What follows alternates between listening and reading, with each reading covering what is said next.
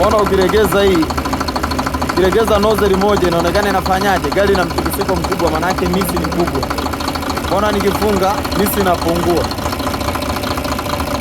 Nafungua hii hapa, naona iangalia. Hii inatema, lakini huoni gari ikibadilisha mungurumo wowote.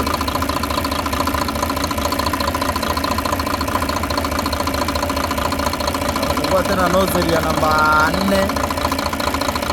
Nayo hamuna mungurumo wowote, kwamba unaweza ukabadilisha.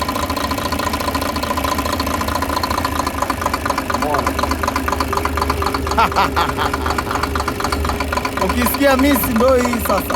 Hii ndio misi. Ukifunga hapa misi inapotea, inapungua. Lakini hii hapa hata ukiregeza hamna kitu. Unaweza ukasanuka kwa design kama hii hapa, kwamba nozzle inafanyaje? Haichomi. Umeona hii hapa tumeregeza na inatema mafuta. Umeona inavyotema mafuta fresh. Mafuta inatema vizuri lakini haichomi. Sasa ngoja uone ambayo inachoma. Hii tunaona hata mtikisiko wa gari haujabadilika, mungurumo uko vile vile. Umeona kama hapa gari inabadilisha mungurumo.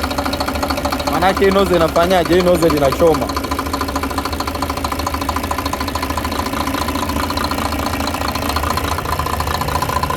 Ya 340 Sharkman.